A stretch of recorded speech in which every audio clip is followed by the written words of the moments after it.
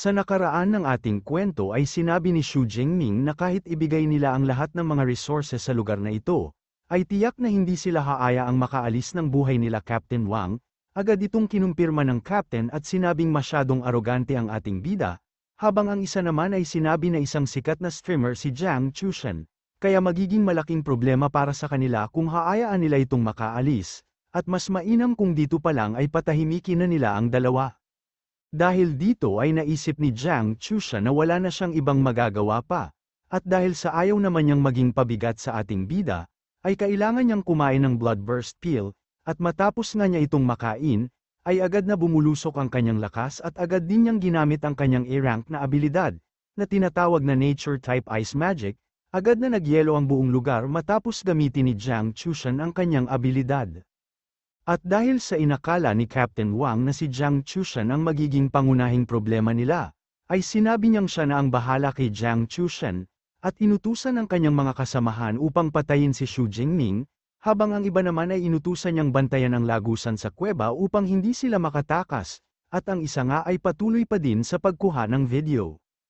Agad na ginamit ni Captain Wang ang kanyang transformation ability, at sinabi kay Miss Jiang Chushen na pasensya, pero kailangan na niyang wakasan ang buhay ng dalaga sa lugar na ito ngayong araw. Ang abilidad ni Captain Wang ay tinatawag na Enhancement Type Beast System, isang C-rank na abilidad at mas kilala ang anyong ito bilang Saber-Tooth Tiger.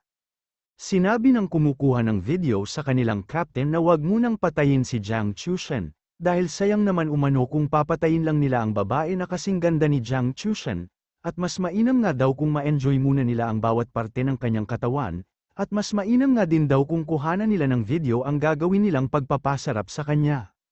Dahil dito ay naisip ni Jiang Chushen na mga halimaw sila na nagpapanggap bilang tao, sabay tanong sa kanyang sarili kung mamamatay na ba talaga siya ngayon araw, at hindi nga daw niya ito matatanggap, bukod sa lahat ay hindi din niya matanggap na dahil sa kanya ay nadamay pa si Xu Jingming sa problema at maaaring mapahamak. Pero masyado nga ang kanyang gulat nang biglang maglaho ang ating bida sa kanyang tabi. At maging ang captain ng kalabang grupo ay masyado din ang gulat, nang biglang saksakin ng sibat ni Xu Jingming ang isa sa kanyang tauhan sa tagiliran. Walang nagawa ang lalaki kundi humingi ng tulong sa kanilang captain habang sumusuka ng dugo. At dahil sa masyadong ang madali ang pagpatay ni Xu Jingming sa lalaking ito, ay sinabi niya na mukhang maging ang mga third tier na ability user, ay hindi naman talaga ganun kalakas. Hindi din makapaniwala ang isa pa nilang kalaban sa bilis ng ating bida, at maging si Captain Wang nga ay sinabi na si Zhou Chong ay isa mid-tier third-rank ability user lamang, pero hindi umano ang tulad ni Zhou Chong ang basta-basta na lamang mapapabagsak ng ganun kadali, at naisip nga ni Captain Wang na nagkamali siya ng paghusga sa pagkakataong ito, dahil hindi si Miss Jiang Chushen, kundi si Xu Jingming ang problema nila at kailangang unahin na patayin. Agad nga niyang ginamit ang kanyang abilidad na Tiger Roar Slash upang atakihin ang ating bida, pero gamit ang abilidad ni Xu Jingming ay madali naman niyang naiwasan ang malakas na pag-atake ng kalaban. Naisip nga din ni Xu Jingming na kung ang pag-atake ng captain ang pagbasehan niya, ay masasabi niyang nasa peak ng third tier ang captain at hamak itong mas malakas sa ating bida, kaya naman hindi na siya maaari pang magpigil kung gusto niyang magapi ang mga kalaban. At muli ay masyado nga ang gulat ng kanilang mga kalaban matapos maramdaman ang aura na nagmumula kay Xu Jingming matapos siyang magpalit ng anyo. Ginamit niya ang Thunder Extreme Mode ng Thunder Immortal Body, at dahil sa sobrang lakas at bagsik ng kidlat na lumalabas mula sa ating bida, ay nawasak maging ang kanyang mga damit, at kinailangan nga ding depensahan ni Jiang Chushen ang kanyang sarili, dahil sa lakas ng hangin at aura ng ating bida. Agad na napatanong ang kapitan ng mga kalaban kung anong klase umano ng halimaw ang ating bida, habang si Xu Jingming naman matapos magpalit ng kaanyuan ay naging asul at tila mata ng isang ahas ang kanyang mga mata. Tinubuan din siya ng mga sungay tulad ng mga sungay ng dragon at maging ang kanyang mga kuko ay tumalas. Masyado ang tawa ni Xu Jingming dahil habang nababalot siya ng kidlat at itim na aura, ay nararamdaman niya ang sobrang lakas ng kanyang kapangyarihan matapos siyang magpalit ng kaanyuhan, at kahit pa masyado ang paghanga ni Xu Jingming sa taglay niyang kapangyarihan, ay sinabi naman ni Captain Wang na nagpapanggap na misteryoso lamang ang ating bida, at ang pagpapalit nga daw niya ng anyo ay isang pangkaraniwan at special mode lamang.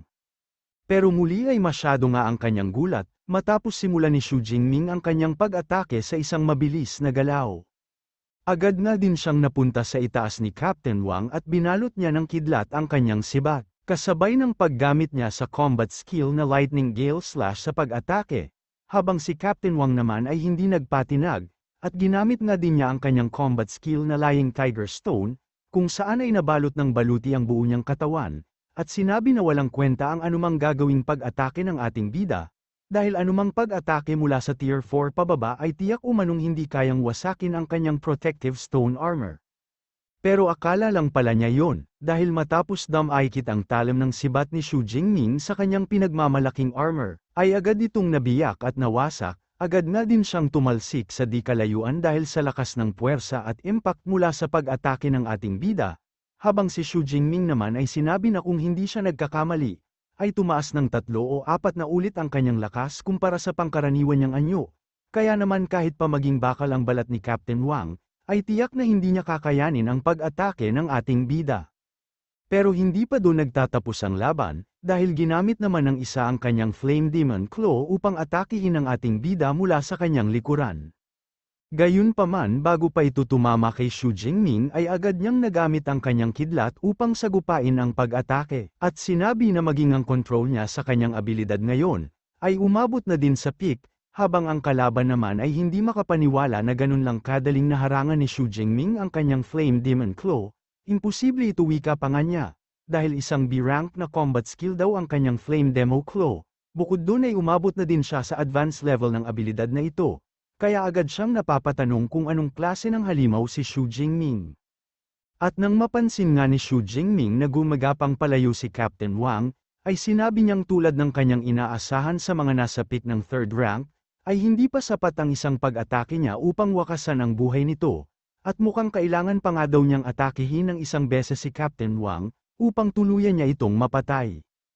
At nang malaman nga ni Captain Wang na napansin siya ng ating bida, ay agad siyang nagmakaawa na wag siyang patayin ni Xu Jingming. Sinabi din niyang maaari nang kunin ni Xu Jingming ang lahat ng mga resources sa lugar na ito. Bukod doon ay mayroon nga din daw siyang mahigit 100 million sa kanyang savings account, at handa din siyang ibigay ito sa ating bida, pero sinabi naman ni Xu Jingming na walang silbi ang pagmamakaawa niya.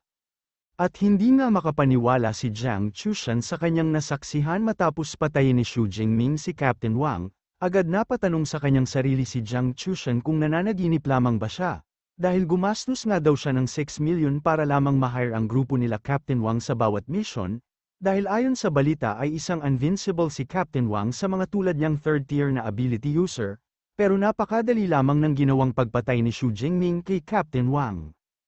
Hindi ito kapani-paniwala wika ni Jiang Chushan sa kanyang sarili. Dahil wala pa nga daw siyang nababalitaan sa paaralan na may record na tulad ng ating bida, at dahil sa mas malakas pa ang abilidad ni Xu Jingming sa mga A-rank na abilidad, ay agad siyang napatanong sa kanyang sarili kung ang abilidad ba ng ating bida ay isang S-rank.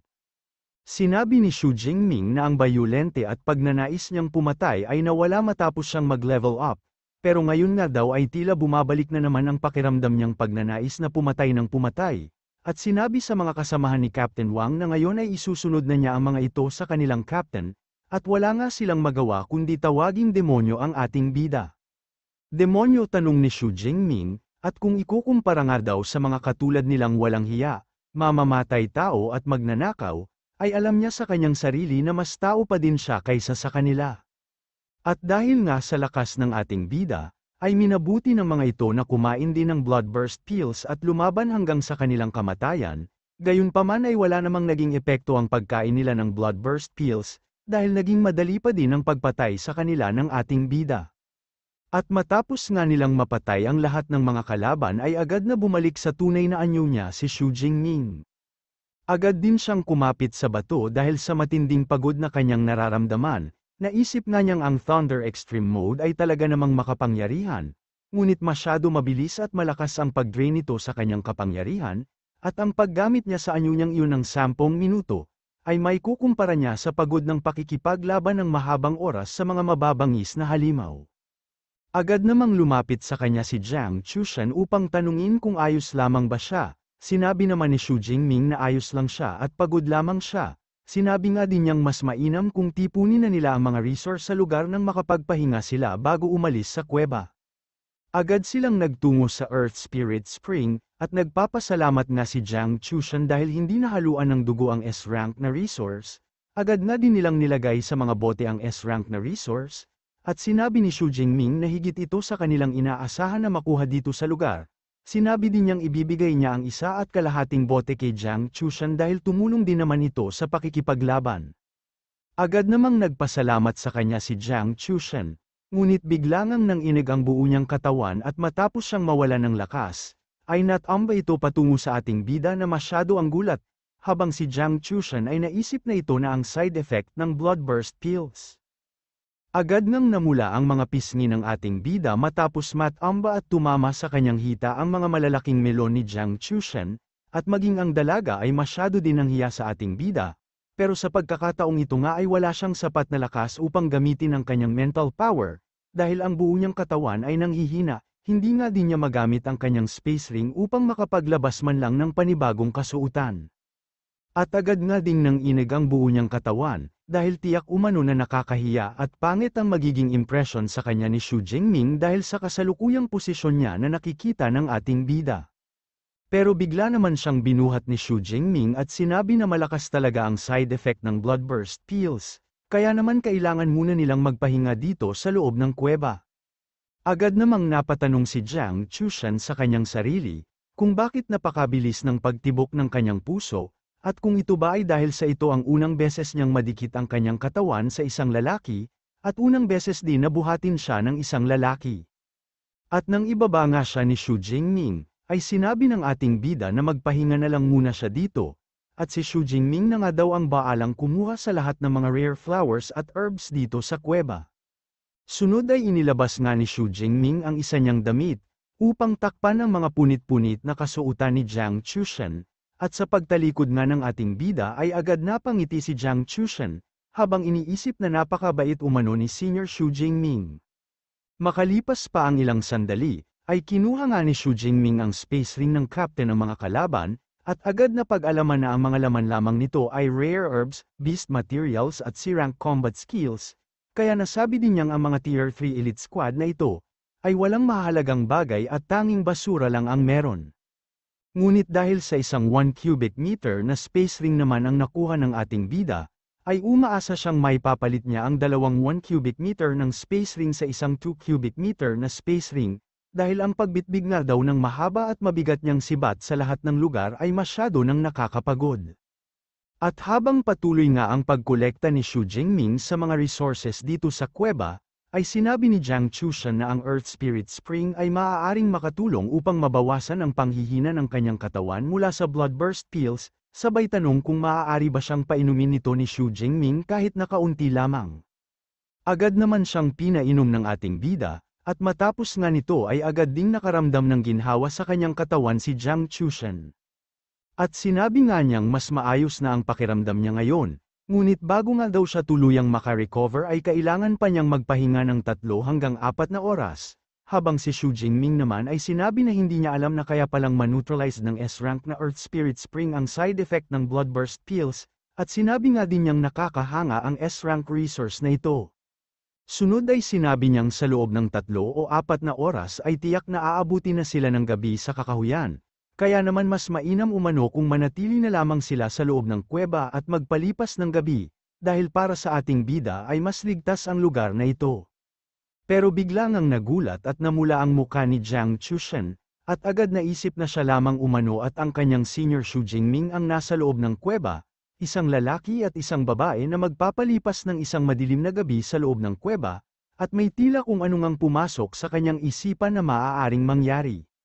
Nang tanungin ni Xu Jingming kung ano ang palagay niya sa suggestion ng ating bida, ay nahihiyang sumang-ayon si Jiang Chushan, at sinabing gagawin niya ang anumang sabihin ng kanyang senior Xu Jingming.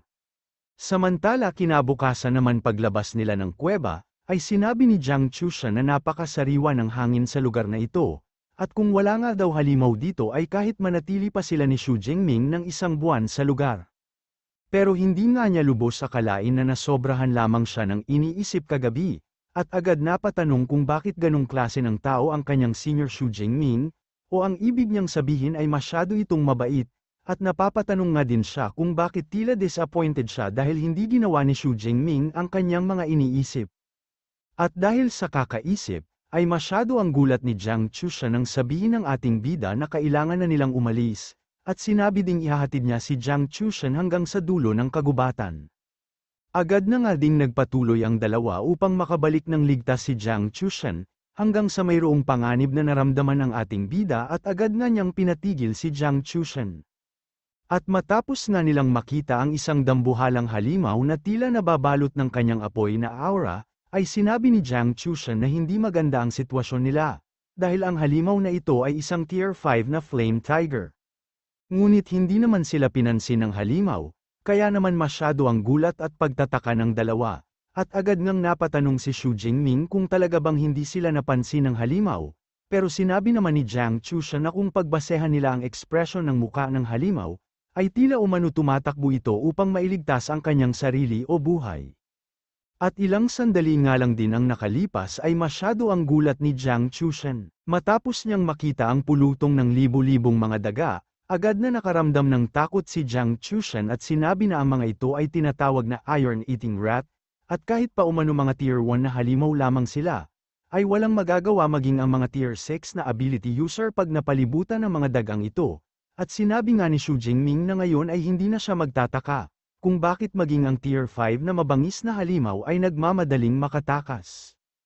Agad na din niyang hinawakan ang kamay ni Jiang Chushan at sinabi na kailangan na din nilang umalis sa lugar na ito, ngunit sa kanilang ang pagtakbo ay agad naman silang namataan ng mga daga. Sinabi ni Jiang Chushan na ang mga iron-eating rat ay mayroong mataas na stamina, at kaya nga daw tumakbo ng mga ito ng tuloy-tuloy sa loob ng 5 hanggang 6 na oras, kaya napapatanong siya sa ating bida kung talaga bang matatakasan nila ang mga ito. Sinabi naman ni Xu Jingming na ang tanging ligtas na lugar lamang ngayon ay ang supply base, ngunit nasa 90 kilometers nga daw ang layo nito sa kanila, kaya naman kailangan nilang humanap ng paraan upang makagalaw ng mas mabilis. Sunod ay sinabi nga niya, na mukhang kailangan na niyang iwan ang mabigat na sibat niya sa lugar na ito upang mapabilis sila. Pero sinabi naman ni Jiang Chushan na ang kanyang space ring ay mayroong sapat na espasyo upang mailagay ang kanyang sibat. At matapos ngang ilagay ni Jiang Chushan ang sibat ni Xu Jingming sa kanyang space ring, ay sinabi ng ating bida na ngayon ay mas makakatakbo na siya ng maayos. Ngunit ang pagtakbo nga daw habang magkahawak ang kanilang mga kamay ay masyadong mabagal, at mas mapapabilis nga daw sila kung babuhitin na lang niya sa kanyang likuran si Jiang Chushan. Agad na din niyang kinarga sa kanyang likuran si Jiang Chushan, at bago pa sila abutan ng mga pulutong ng daga ay sinabi ni Xu Jingming na kumapit siyang mabuti. Makalipas ang ilang sandali matapos silang makarating sa Ruined City ng Wilderness Zone, at matapos silang makapasok ng Ruined City, ay tumambad sa kanila ang panibagong pulutong ng iron-eating rats na kinakain ng isang ability user, at mukhang puno na nga din daw ng iron-eating rats ang buong Ruined City. Dahil dito ay naisip ni Xu Jingming na kailangan niyang lumaban upang makagawa ng daan patungo sa supply base, at muli ay nagpalit nga siya ng anyo. Muli ay sinabi nga ni Xu Jingming na dapat ay mas higpitan pa ni Jiang Chushan ang kapit niya sa pagkakataong ito, at halos mahulog nga siya matapos na simulan ng ating bida ang kanyang pag-atake sa mga daga na nakaharang sa kanilang daanan. Samantala sa supply base naman ay nakahanda na ang mga sundalo at ability user na depensahan ang lugar, at dito nga ay sinabi ng isang lalaki na ayon sa reports, ay mayroong higit 300,000 na iron-eating rats ang nasa wilderness zone sa kasalukuyan, kaya naman agad sinabi ng chief manager na masisira ang ecological balance ng wilderness zone at maging ang supply ng tubig ay maaapektuhan. Sinabi din niya na tiyak umanong magiging slump ang buong wilderness zone ng ilang buwan.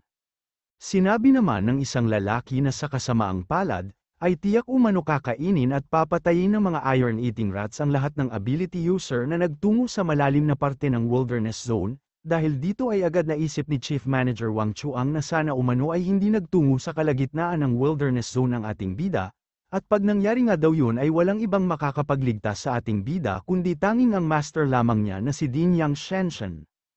Hanggang sa mapansin nga nila ang isang mabilis at nakakatakot na bola ng kidlat na patungo sa kanila. Pero sinabi naman ni Chief Manager Wang na wag silang magpanik, agad na din niyang ipinag-utos na alamin nila kung ano ang antas ng halimaw na ito. at binigyan ng pahintulot ang first squad na paputukan ng halimaw matapos itong makalapit sa kanila. At dahil sa umaabot nga ng 80 meters per second ang bilis ng kidlat, ay agad silang nagpaputok at napagtanto na hindi umano nila kayang depensahan ang supply base laban sa inakala nilang halimaw na ito. Habang ang ating bida naman ay biglang tumalon at masyado nga ang sigaw ni Jiang Chushan habang nakakapit ng mahigpit sa ating bida, at sa kanilang ang paglapag ay masyado ang gulat ng lahat ng mga sundalo sa lugar. Agad na pamura ang mga ito, at hindi nga nila lubos akalain na isang ability user pala ang tila bola ng kidlat na kanilang nakita. Nung una nga daw ay inakala nilang isang lightning type beast ito, habang ang isa naman ay aminado umanong nakakatakot ang aura na naramdaman niya mula sa ating bida, at ang isa naman ay sinabi na tila pamilyar ang silawit na kanyang nakikita sa likuran ng ating bida. Sinabi naman ni Xu Jingming na nakarating na sila ng supply base, kaya naman magiging ligtas na si Jiang Chushan, na agad namang nagpasalamat at sinabi nga niyang muntik na silang mamatay sa wilderness zone. Agad namang tumakbo si Chief Manager Wang Chuang habang sinisigaw ang pangalan ng ating bida, at sinabing hindi niya lubos akalain na makakalabas ng wilderness zone si Xu Jingming. Agad na din niyang tinanong kung anong klase ng tulong ang kailangan ni Xu Jingming, habang ang ating bida naman ay sinabing tumakbo siya ng mahigit 40 minutes sa kabundukan, at sa kasalukuyan ay masyado siyang pagod, kaya naman kailangan niya ng isang kwarto upang makapagpahinga. Agad na natulala si Chief Manager Wang Chuang, at hindi nga siya makapaniwala na galing si Xu Jingming sa mountain region ng wilderness zone. Ayon sa kanya ay nasa 90 km ang distansya nito sa supply base, at maging ang mga Tier 4 na ability user ay tiyak umanong hindi kayang takasan ang pulutong ng mga iron-eating rats, pero nagawa ito ng ating bida. Sunod ay sinabi niyang maghahanda siya agad ng kwarto para sa ating bida, at agad na niyang inutusan ang kanyang mga tauhan upang asikasuhin si Xu Jingming, pero bigla namang sinabi ni Jiang Chushan na hindi na umano kailangan, dahil siya na mismo ang mag-asikaso kay Senior Xu Jingming. At habang nakapulupat nga si Jiang Chushan sa braso ng ating bida at naglalakad, ay nakilala siya ng mga sundalo kung saan ay tinawag nila ito bilang si Goddess Jiang. Sinabi nga din nilang napakaswerte umano ng ating bida, habang ang iba naman ay napapatanong kung anong klase ng relasyon meron sila. At ang iba ay sinabi na ang kanyang goddess ay ninakaw ng ibang lalaki mula sa kanya. Samantala makalipas ang ilang araw matapos magising ang ating bida, ay masyado ang tuwa ni Jiang Chushan habang pinagmamasdan si Xu Jingming, at sinabi nga din niyang sa wakas ay nagising na ang kanyang senior Xu Jingming. Bukod doon ay sinabi din niyang tulog si Xu Jingming ng 2 buong araw at 2 gabi, kaya muntika na daw niyang painumin si Xu Jingming ng Earth Spirit Spring gamit ang kanyang mga bibig. Agad namang bumangon si Xu Jingming na hindi makapaniwala sa haba ng kanyang tulog, at agad na din niyang tinanong kung ano na ang sitwasyon sa wilderness zone ngayon. Sinabi naman ni Jiang Chushan na hindi pa nila napupuksa ang lahat ng mga daga, kaya naman hanggang ngayon ay naka-lockdown pa din ang wilderness zone, at kahit nga daw matapos ang problema sa mga daga, ay tiyak na matatagalan bago ulit dumami o kumapal ang bilang ng mga halimaw sa wilderness zone. Hindi bali na wika naman ni Xu Jingming, at dahil sa magsisimula na din daw ang semester sa paaralan, ay kailangan na din niyang bumalik ng paaralan, at nang malaman nga ni Jiang Chushan na pabalik na ang ating bida, ay sinabi din niyang pabalik na din siya ng paaralan. Kung ganon ay sabay na tayong bumalik wika naman ni Xu Jingming, at biglang ang may naalala si Jiang Chushan, at ito nga ay walang iba kundi ang larawan na mayroong pirma niya na request umano ng ating bida habang nasa wilderness zone pa sila. Ngunit dahil nga sa larawang ito ni Jiang Chushan, ay hindi maiwasang magulat at mahiya ang ating bida.